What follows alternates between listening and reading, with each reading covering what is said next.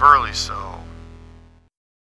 Hello everybody and welcome back to Burley Sew. I'm your host Purified, and today we're going to take a look at one of the built-in frames on your Brother Sewing and Embroidery machine. I'll be using the SE400 as I do in all my videos, so let's jump right in. On your main embroidery screen, you can see in the top right here you have your different built-in frame selection. So you go ahead and you push that. There's 10 different frames to choose from, all different shapes: circle, square, diamond shape, oval. I'm going to be using number 5 here, which is the rectangle. You have a badge looking shape, a heart, a hexagon, another badge, and a rectangle. So we'll just go back. We're going to select frame number 5 for this video, and you can make these frames look different with the different stitches that are built into the machine. There's 12 different stitches. Some of them have a lot of detail, some of them have multi-colors. A couple of my favorite ones are 7, 8, and 9 right here. Nice detail, and you've got some plain ones like 10 and 12 there. We're going to go ahead and use 6, and this is a 2-colored or 2-stop frame, and you can substitute whatever colors you want with it. Now I'm going to go into the layout, and if you don't know how to get into these controls, you can see some of my other videos, but you can see this frame right here is 2.3 inches by 3.16, so a little over 2 1/4 by a little under 3 1/8. And what I'm going to do is I selected the size and I'll make it as big as it goes. So the long way of the rectangle is going to be pretty close to 4 inches. You can see it right there, 3.93 by almost 3 inches wide. So now that we've got that selected, and we've got our color that we want for our first stop, I'm just going to go ahead and do the stitch out and show you how that looks.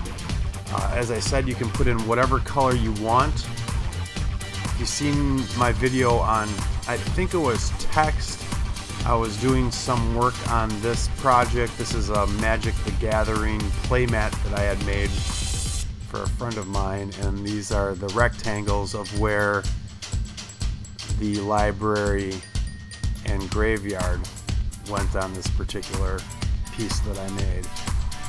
Another thing you want to keep in mind too is how this stitches out in regards to your project. You can see that if you look at it like this, I would consider that going sideways. So you're going to want to make sure that you hoop your material properly so that when it stitches out, your rectangle is facing the right direction. Another thing I want to bring to your attention is the little jump stitches in between these here. I trim them. You don't have to. I think if you have maybe a real light color that's going to be in between here, you might want to consider trimming them. But for the sake of this project, I went ahead and trimmed all those little jump stitches out, and I loaded in my second color, and it just picked up right where I left off. And it's going to go through and do the second quarter all the way around the frame, or second color, excuse me, all the way around the frame. So as we finish up with this, you can see that there's jump stitches for the yellow. Those you're going to want to obviously trim out because those are right on top of your red. So you're going to want to go ahead and trim those out. We'll take a little bit closer look here, but I'm really impressed with the way this frame turned out. I think it's really neat looking. You can change the colors like I said, and it's a great looking frame.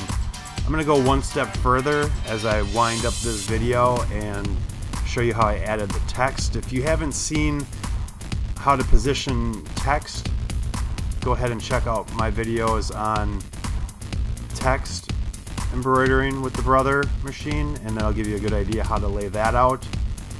But I've got it exactly where I wanted it, and I'm just going to finish up my piece. It did require a rehooping. I had to reorientate my rectangle and then position where I wanted my text to lay, but it falls very neatly right underneath my rectangle, and you can see there it's stitching out the text, and you can see those yellow jump stitches that I told you about. And when I'm done here, I'll go ahead and clean up this piece.